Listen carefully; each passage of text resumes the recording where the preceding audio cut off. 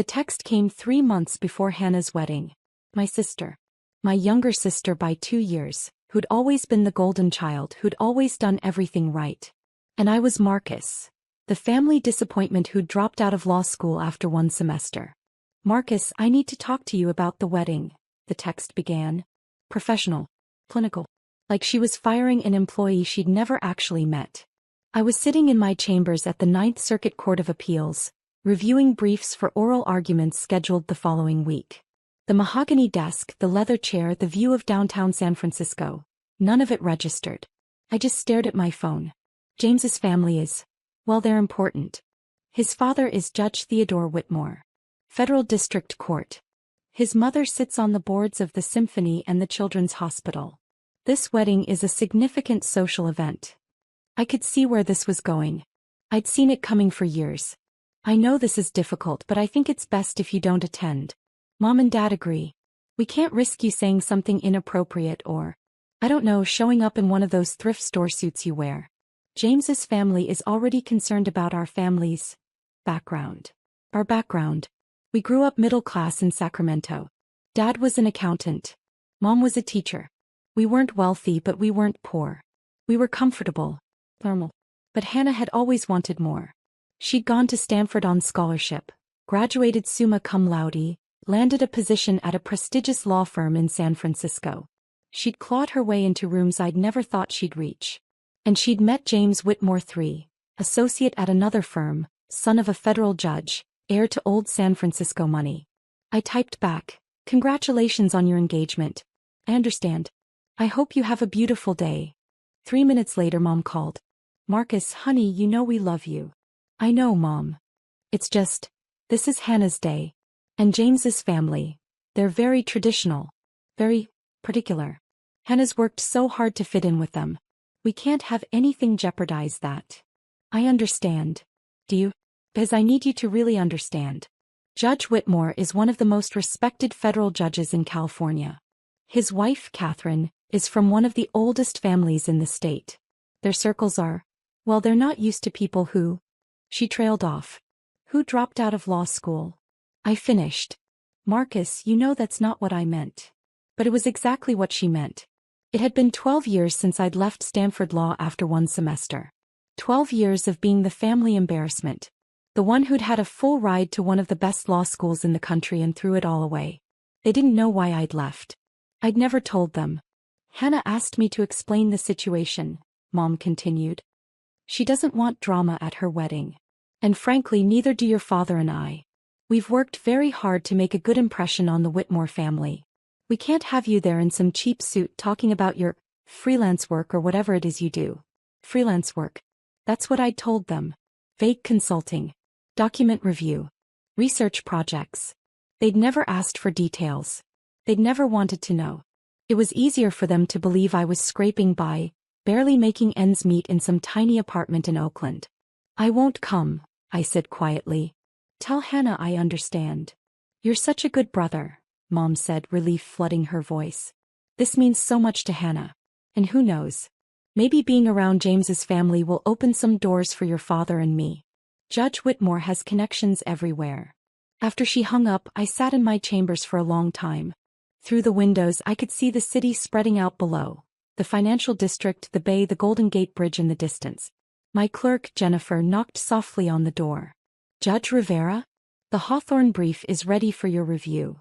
"Thank you, Jennifer. Just leave it on the desk." She hesitated. "Are you all right, sir?" I looked up at her. Jennifer was brilliant. Harvard Law, top of her class, clerking for me before she'd move on to clerk for a Supreme Court justice next year. She reminded me of myself at her age. Hungry. Driven. Idealistic. "I'm fine. Family matter." She nodded and left quietly. She knew better than to pry.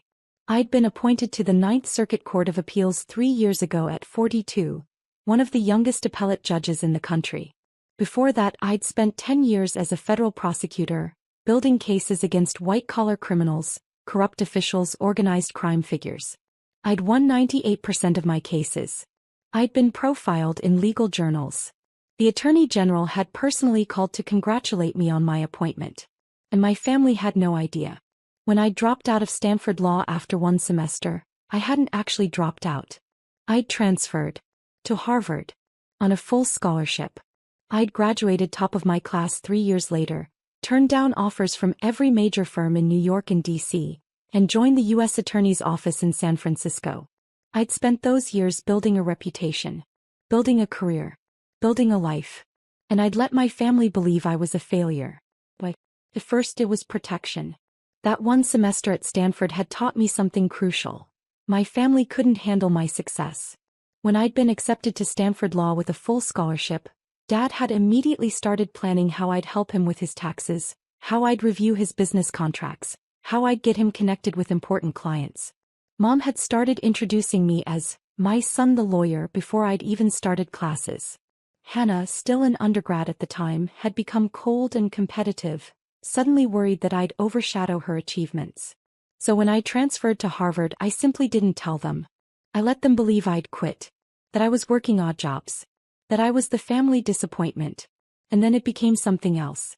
It became a test. Would they love me without the success? Would they value me as a person, not as a trophy or a resource? They'd failed that test spectacularly. Over the years, I'd watched them pour everything into Hannah. Every conversation was about her accomplishments, her cases, her partnership track, her engagement to James Whitmore III. They'd helped her with down payments, car payments, referred clients to her firm. And they treated me like I was invisible. Like I was an embarrassment they had to manage. Thanksgiving dinners where they'd tell me to keep quiet about my work. Christmas parties where they'd introduce Hannah and then quickly change the subject when someone asked about me. I'd been patient. I'd been quiet. I'd been watching. And now Hannah was marrying into the Whitmore family. Judge Theodore Whitmore. Federal District Court, Northern District of California. I'd sat next to him at judicial conferences. We'd served on panels together.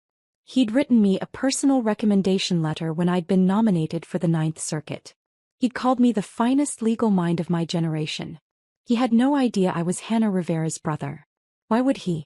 She'd gone by Hannah Rivera Sterling professionally, using our mother's maiden name to distance herself from our family's middle-class origins. And I'd never mentioned the connection. 3 months passed. I watched from a distance as the wedding planning consumed my family. Mom called occasionally, always brief, always apologetic but firm about me not attending. Dad sent a few texts, mostly asking if I was doing okay financially, in a way that made it clear he assumed I wasn't. Hannah never called at all. The wedding was set for the Whitmore estate in Pacific Heights, one of those old San Francisco mansions that had been in the family since the gold rush. 300 guests. String quartet. 5-course dinner. Coverage in the society pages. I wasn't invited. I'd accepted that. What I hadn't accepted was the call from my colleague 2 weeks before the wedding. "Marcus, this is awkward," Judge Patricia Chin said. She was a fellow Ninth Circuit judge appointed the same year I was. "We'd become friends. But I need to give you a heads up." "About what?" "Theodore Whitmore's son is getting married. James Whitmore III.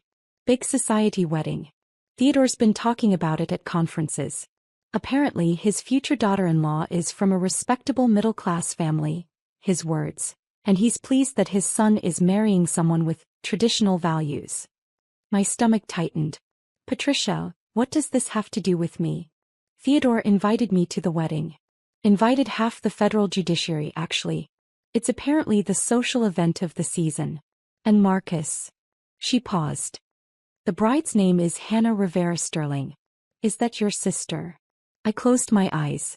"Yes." "Does she know what you do?" "No." There was a long silence.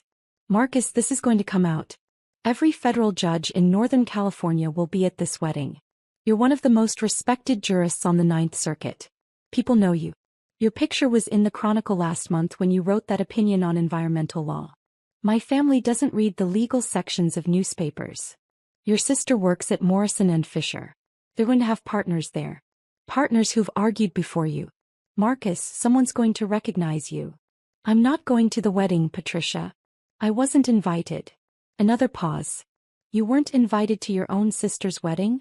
It's complicated. Marcus, I've known you for 3 years. You're brilliant, fair, and one of the kindest people I've ever met. And your family doesn't know you're a federal appellate judge. They think I dropped out of law school and work freelance document review. I could almost hear her processing this. Patricia was brilliant.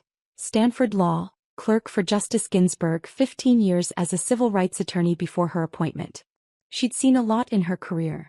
But this seemed to genuinely shock her. Why? She finally asked. Because I wanted to know if they'd love me without the title. Without the prestige. Without the connections. I laughed, but there was no humor in it. Turns out they don't. I'm sorry, Marcus. Don't be. I've known for years. This just confirms it. So you're really not going? I wasn't invited, Patricia. My mother explicitly told me not to come because I'd embarrass them in front of the Whitmore family. That's... She struggled for words. That's horrible. It is what it is. Theodore talks about you all the time, you know. Rivera's opinion on environmental standing was masterful. Rivera's oral argument skills are unmatched. Rivera's going to be on the Supreme Court someday. He has no idea his son is marrying your sister. And I'm not going to tell him. Marcus, you should come to the wedding. You were invited. I'm inviting you as my +1. You have every right to be there. I thought about it. The confrontation. The revelation. The look on Hannah's face, on my parents' faces when they realized who I was. What I was. It was tempting. God, it was tempting. I'll think about it, I told Patricia. I didn't have to think long. 2 days later, Mom called. Marcus, we need you to do something. What is it, Mom? Hannah needs someone to watch the house during the wedding. You know, make sure no one breaks in, water the plants, that sort of thing. Since you're not doing anything that day anyway. Since I wasn't doing anything. Since I had nothing better to do than be my successful sister's house sitter during her society wedding. We'll pay you, Dad added. He joined the call. $200. That should help with your rent. $200. I made $220,000 a year as a federal judge. I owned a 3-bedroom condo in Russian Hill worth $2.3 million. I had investments, savings, a pension that would pay me for life. And they wanted to pay me $200 to watch Hannah's house. Actually, I said slowly, I won't be available that day. I have a work commitment. Marcus, you can't blow this off, Mom said sharply. This is important. Hannah's counting on you. Hannah told me not to come to her wedding because I'd embarrass her. But now she's counting on me to watch her house. Don't be dramatic. You know what I mean. Your family. This is what family does. Then I'll see you at the wedding. There was a stunned silence. Marcus, we talked about this, Dad said. You're not invited. James's family. Judge Whitmore invited me, I said calmly. Or rather, Judge Chin invited me as her guest. I'll be there. You can't just show up. Hannah's voice cut in. She'd been listening the whole time. Marcus, this is my wedding. My day. You'll ruin everything. How would I ruin it, Hannah? By showing up in some cheap suit, by saying something stupid, by making James's family think we're trash. I supplied quietly. Is that the word you're looking for? I didn't say that. But you thought it. You all thought it. For 12 years you've thought it. Marcus, you dropped out of Stanford Law. Hannah said. You threw away a full scholarship. You work dead-end freelance jobs. You live in some tiny apartment. You drive a car that's 15 years old. What were we supposed to think? My car was indeed 15 years old. A 2011 Toyota Camry. Reliable. Practical. I'd bought it new during my first year as an AUSA and never saw the need to replace it. But in Hannah's world, the car you drove mattered more than the person driving it. I'm coming to the wedding, I repeated. Judge Chin invited me. If you have a problem with that, take it up with her. I hung up. My phone exploded with texts. That Hannah. Even Hannah's maid of honor, my cousin Jessica, who apparently felt the need to weigh in on family drama that wasn't hers. I ignored them all. The day of the wedding arrived. I put on my best suit, a custom-tailored Tom Ford I'd bought for judicial conferences. Navy blue. Impeccably fitted. I looked good. I looked exactly like what I was. A successful federal appellate judge at the top of his career. I picked up Patricia in my 15-year-old Camry. She lived in No Valley, not far from my place. You ready for this? She asked as she slid into the passenger seat. Not even a little bit. You could still back out. We could grab dinner somewhere else. I shook my head. No. I've let them control the narrative for 12 years. It's time they knew the truth. The Whitmore estate was everything I'd imagined. Massive. Historic. Gardens that probably required a full-time staff. Valets taking cars. String quartet playing on the lawn. Patricia and I walked up together. I could see the other judges arriving. Judge Morrison from the District Court, Judge Yamaguchi from the Ninth Circuit, even Judge Bradford who'd been on the bench for 30 years. They all knew me. They all greeted me warmly. Rivera. Didn't know you'd be here, Judge Morrison said, shaking my hand. Judge Chin was kind enough to invite me. Well, Theodore will be thrilled. He's been praising that environmental standing opinion you wrote for months. We moved through the receiving line. I could see Hannah in the distance, resplendent in white, greeting guests with James at her side. I could see my parents, dressed in formal where that probably cost them more than they'd normally spend on clothes in a year, trying desperately to look like they belonged. They hadn't seen me yet. I stayed in the crowd, letting Patricia navigate us to our assigned table. Table 4. Right up front. Because we were sitting with the federal judges. Table 16 way in the back near the kitchen was where my parents were seated. With distant relatives and friends of friends. The filler guests. If they'd only known. The ceremony was beautiful. I'll give Hannah that. She'd always had exquisite taste. The venue, the flowers, the music. Everything was perfect. James looked proud. Judge Whitmore looked proud. My parents looked nervous, sitting in their distant seats, trying not to draw attention to themselves. And then came the reception. We were seated at our table when I saw Mom's face across the room. She'd spotted me. I watched the confusion, then the shock, then the absolute horror cross her features as she realized I was not only there, but seated at one of the best tables in the house. She whispered urgently to Dad. He turned. His expression mirrored hers. Hannah hadn't seen me yet. She was too busy greeting the important guests at the front tables. The partners from her firm. The politicians. The society figures. The people who mattered. Dinner was served. 5 courses, each more elaborate than the last. The judges at my table were good company.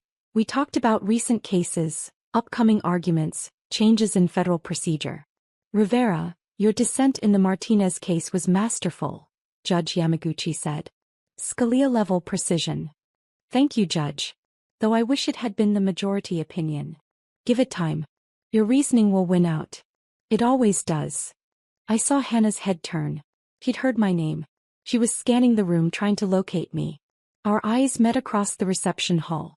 I watched her face go through several emotions in rapid succession. Confusion, recognition, disbelief, horror. She said something to James. He looked confused. She pointed at me, clearly agitated. James looked over, saw me sitting with the federal judges, and his confusion deepened. Then I saw him lean over and whisper something to his father. Judge Theodore Whitmore turned in his seat. He saw me. His face lit up with genuine pleasure. He stood. He walked across the reception hall toward our table. Hannah tried to stop him. I saw her grab his arm, saw her saying something urgent. He patted her hand absently and kept walking. Marcus Rivera, he said warmly as he approached. I didn't know you'd be here. This is wonderful. The entire reception had gone quiet. 300 people watching as one of the most powerful federal judges in California crossed the room to greet someone at table 4. I stood and shook his hand. Judge Whitmore. Thank you for having me. And congratulations. James is a lucky man. He is indeed. Hannah is remarkable. Sharp mind. Great instincts. He turned to the table. Have you all met Judge Rivera? Ninth Circuit. One of the finest legal minds I've encountered in 30 years on the bench. I could see my family's faces. Mom's mouth was open. Dad looked like he might be sick. Hannah had turned completely white. Actually, I said carefully, I should mention, Hannah is my sister. Theodore Whitmore stopped mid-sentence. He looked at me. Looked at Hannah. Looked back at me. Your sister? Hannah Rivera is your sister. Sir. Hannah Rivera Sterling, professionally. But yes. My younger sister. But. He was genuinely confused. She never mentioned. She talked about her family, but. He trailed off. Of course she'd never mention me. I was the embarrassment. The dropout. The failure she had to hide from her prestigious in-laws. It's complicated, I said quietly. Theodore's expression shifted. He was a smart man. A federal judge who'd spent 30 years reading between lines, spotting what wasn't said. He looked at Hannah, then at my parents in their distant table, then back at me. I see, he said slowly. And I could tell he did see. He saw exactly what had happened. Excuse me, I said. I should probably go speak with my family. I walked across the reception hall. Every eye was on me. 300 people watching the family drama unfold. I reached my parents' table. They were frozen, staring at me like I was a ghost. Mom. Dad. Marcus. Mom's voice was barely a whisper. What? How? You said you were a federal judge. Ninth Circuit Court of Appeals. I was appointed 3 years ago. But you dropped out of law school. I transferred to Harvard. Graduated top of my class. Spent 10 years as a federal prosecutor. Then I was appointed to the appellate court. Dad's face was red. Angry? Embarrassed? I couldn't tell. And you never told us? I did tell you. That first semester at Stanford, I told you I was transferring. You weren't listening. You were too busy being disappointed in me for quitting. So I stopped trying to explain. That was 12 years ago. Yes. 12 years of being treated like I was worthless. 12 years of being the family embarrassment. 12 years of watching you pour everything into Hannah while treating me like I didn't exist. We thought you needed tough love. Mom said. We thought you'd thrown your life away. So you punished me for it. For 12 years. And you never once asked if there might be more to the story. You never once considered that maybe, just maybe, you didn't have all the facts. Hannah appeared at my shoulder. Her face was blotchy, her eyes wet. Marcus, please. Don't do this here. Don't ruin my wedding. I turned to look at her. My brilliant, ambitious, ruthless little sister. Ruin your wedding? Hannah, I was invited here by Judge Chen. I've been sitting with federal judges having perfectly pleasant conversations about case law and legal procedure. I'm not the one making a scene. You should have told me. You should have told us. Why? So you could use my connections? So you could brag about having a federal judge in the family? So you could leverage my position the same way you're leveraging James's family. She flinched like I'd slapped her. I wanted to know if you'd love me without the title, I said quietly. If you'd value me as a person, as your brother, without the prestige or the connections or the money. And you couldn't. You didn't. You've treated me like garbage for 12 years because you thought I was beneath you. We didn't, Mom started. You told me not to come to my sister's wedding because I'd embarrass you. You offered me $200 to watch Hannah's house like I was the hired help. You've spent 12 years making sure I knew exactly how little I mattered to you. If we'd known, Dad began. If you'd known I was successful, you would have treated me differently.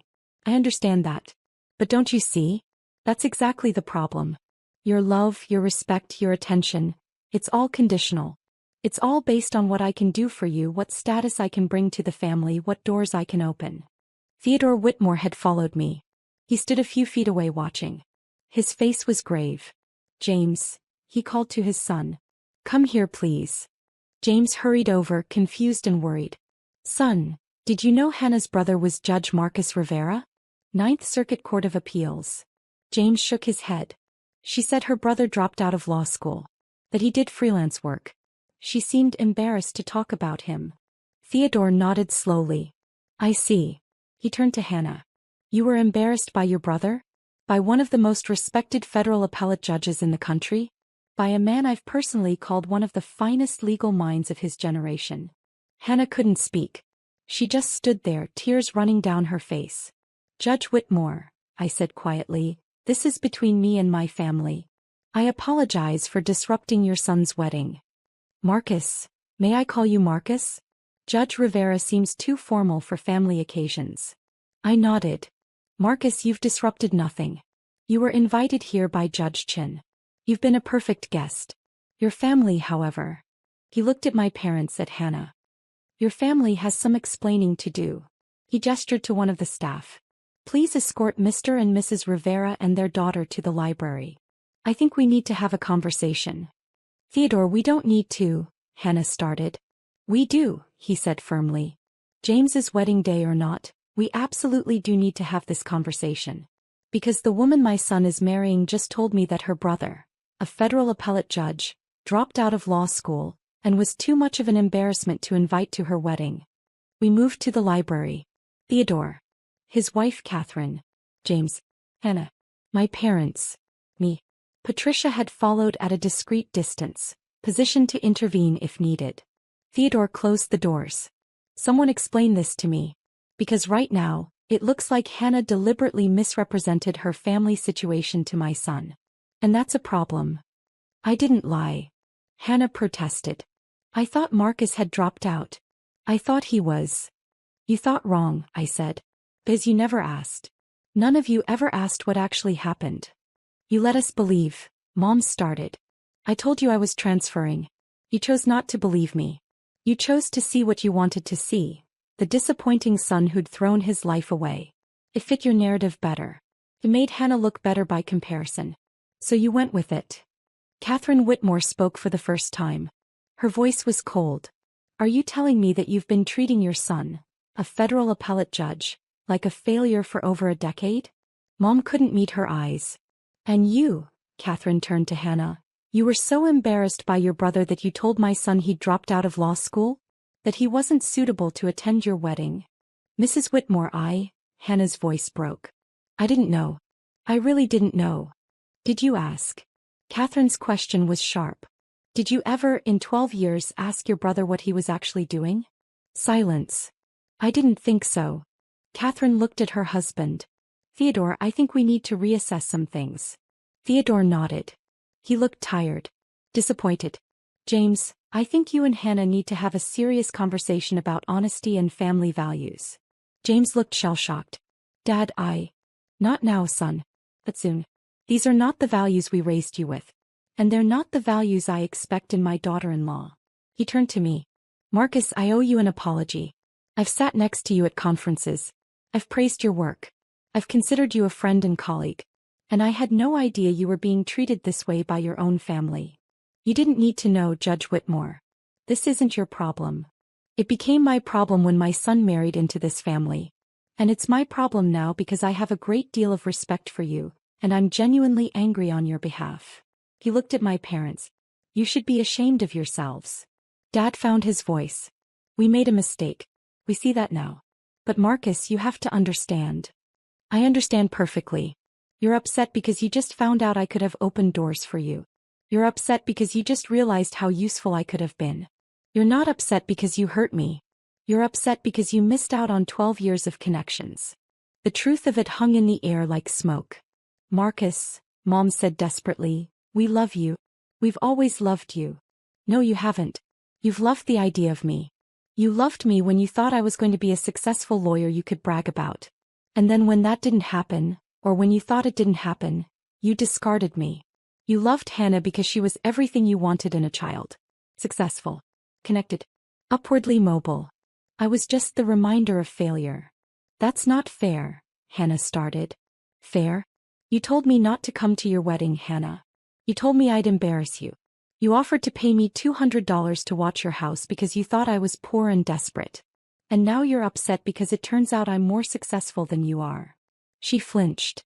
It's not a competition. It's always been a competition. You made it one.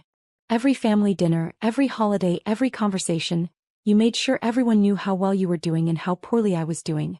You made sure everyone knew you were the success and I was the failure.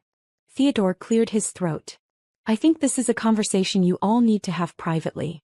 But I want to be very clear. James, your wedding day aside, this situation is troubling. Hannah, if you want to be part of this family, you need to address how you've treated your brother. I didn't know. Hannah said again, tears streaming down her face. You chose not to know, Catherine said coldly. There's a difference. We left the library. The reception was continuing, but the mood had shifted.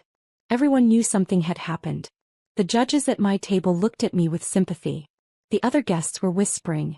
Hannah tried to salvage the evening, but it was impossible. The damage was done. James looked at her differently now.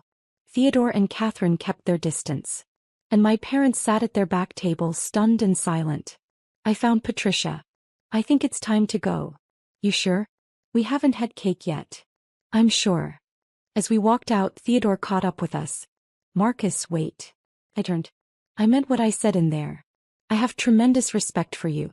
As a jurist, as a colleague, and now, knowing what you've endured from your family as a person. You've handled this with remarkable grace. Thank you, Judge Whitmore. And Marcus? Your family's loss is the legal community's gain. We're lucky to have you. I nodded, not trusting myself to speak. Patricia drove us home in silence. We stopped at a bar in North Beach, ordered drinks, and sat without talking for a long time. You okay? She finally asked. I don't know. Ask me in a week. That took courage, what you did. Or stupidity. I'm not sure which. Courage, she said firmly. Definitely courage. The next morning, I woke to 47 missed calls and 126 text messages. Dad, Hannah, even James. I ignored them all. A week later, a letter arrived. Formal. Legal letterhead. From Theodore Whitmore's personal attorney. My heart sank. Was he going to sue me? Accuse me of ruining his son's wedding? I opened it carefully. Dear Judge Rivera. After the events of last Saturday, Judge Theodore Whitmore would like to extend a personal invitation to you for dinner at his home. He understands if you would prefer to decline given the circumstances, but he wishes to make clear that he considers you a valued colleague and friend, and he would very much like to continue your professional and personal relationship independent of your family connections. Please contact his office at your convenience to arrange a suitable date. I stared at the letter for a long time. Then I called Patricia. He wants to have dinner with me. Theodore Whitmore wants to have dinner with me. Of course he does. You're brilliant, you're accomplished, and you just proved you have more integrity in your little finger than your entire family combined. Should I go? Marcus, that man has been praising you for years. He recommended you for the Ninth Circuit. He's not inviting you because you're Hannah's brother. He's inviting you because you're Marcus Rivera. Take the meeting. I did. 3 weeks later, I had dinner at the Whitmore estate. Theodore, Catherine, James, no Hannah, no my parents. We talked about law, about upcoming cases, about the challenges facing the federal judiciary. It was professional, respectful, pleasant. At the end of the evening, as I was leaving, Theodore walked me to the door. Marcus, I need to tell you something. Hannah and James are in marriage counseling. I stopped. I'm sorry. I never meant. Don't apologize. They need it. What happened at the wedding? It revealed some issues that needed addressing. Hannah's relationship with the truth, with her family, with her own insecurities. James's tendency to take things at face value without asking questions. They're working through it. And you? How do you feel about all of this? Theodore smiled sadly. I feel like I failed my son. I taught him to value prestige and status. I taught him that success mattered more than character. And he chose a wife who embodied those values. So in a way, this is my fault too. Judge Whitmore. Theodore. Please. Call me Theodore. Theodore, you're not responsible for my family's behavior. No. But I am responsible for teaching my son the values that made that behavior acceptable to him. Hannah told him her brother was a dropout and James never questioned it. Never thought to ask why a family would treat a member that way. He just accepted it because it fit the narrative they wanted. Is Hannah angry with me? Furious. Humiliated. Embarrassed. All of the above. But she's also starting to understand what she did. What your whole family did. The counselor has been enlightening for both of them. What about my parents? They've called here 17 times. Catherine refuses to take their calls. I've spoken to your mother twice. She wants me to convince you to forgive and forget. She thinks this is all a misunderstanding that can be smoothed over. Of course she does. Marcus, I'm not going to tell you what to do. But I will tell you this. You don't owe them anything. Not forgiveness. Not reconciliation. Not even acknowledgement. What they did to you is cruel. Systematic. Sustained over 12 years. That's not a misunderstanding. That's a choice. I nodded, feeling the weight of his words. But, he continued, if you do choose to reconcile, do it on your terms. Not theirs. Don't let them rewrite history. Don't let them pretend this was all just a mistake. Make them own what they did. 6 months passed. Hannah and James stayed married, but the relationship was strained. I heard through the grapevine that Hannah had been passed over for partner at her firm. Apparently her managing partner had been at the wedding and witnessed the entire debacle. Reputation mattered in Big Law and Hannah's had taken a hit. My parents tried everything to get me to talk to them. They showed up at my condo. Security turned them away. They sent letters, I returned them unopened. They tried to go through Theodore, he refused to facilitate. Finally, Dad sent a text that was different from all the others. Marcus, I'm not asking for forgiveness. I'm not asking you to forget. I just need you to know that I understand now. I understand what we did to you. I understand why you stopped trying to tell us the truth. And I understand that we don't deserve another chance. But I love you. I've always loved you. And I'm sorry. I'm so sorry. I read that text 20 times. Then I wrote back, I appreciate you saying that. But I need time. A lot of time. Maybe someday we can talk. But not today. His response was immediate. I understand. I'll be here whenever you're ready. I love you, son. It wasn't reconciliation. It wasn't forgiveness. But it was acknowledgement. And maybe someday it would be enough. A year after the wedding, I was nominated for the Supreme Court. Youngest nominee in 60 years. Theodore Whitmore wrote my recommendation letter. So did Patricia Chin. So did every judge I'd ever worked with. The confirmation hearings were brutal, but I was confirmed by a substantial majority. My parents watched it on C-SPAN. Hannah called to congratulate me. Her voice was subdued, careful. Marcus, I know I don't deserve to say this, but I'm proud of you. Thank you. I've been in therapy, working through a lot of things. About myself. About our family. About what I did to you. That's good, Hannah. I don't expect you to forgive me. I just wanted you to know that I understand now. I understand what I did. And I'm sorry. I'm so sorry. I know you are. Can I ask you something? Why didn't you ever fight back? Why didn't you just tell us the truth? Force us to see. I thought about that for a long time. Because I wanted you to choose to see me. Not because I made you. Not because I proved something to you. I wanted you to look at me, Marcus, your brother, your son, and decide I was worth knowing. Worth respecting. Worth loving. Even if I had dropped out of law school. Even if I was working freelance document review. I wanted you to value me as a person, not as a credential. He was crying now. We failed that test, didn't we? Yes. You did. I'm sorry. I know. We hung up. I didn't know if we'd ever have a real relationship again. But at least now she understood what had been broken. What had been lost. I sat in my new Supreme Court office. Larger than my Ninth Circuit chambers with a better view, more history, more weight. I thought about that terrified 22-year-old who'd left Stanford Law after one semester because his family's expectations were suffocating him. That kid had made the right choice. He'd chosen truth over appearances. He'd chosen integrity over approval. He'd chosen himself. And now, 30 years later, sitting in the highest court in the land, I knew one thing with absolute certainty. I'd rather be unloved for who I really am than loved for who they wanted me to be. That was the real victory. Not the nomination. Not the career. Not the vindication. The real victory was knowing finally that I was enough. Exactly as I was. And I always had been.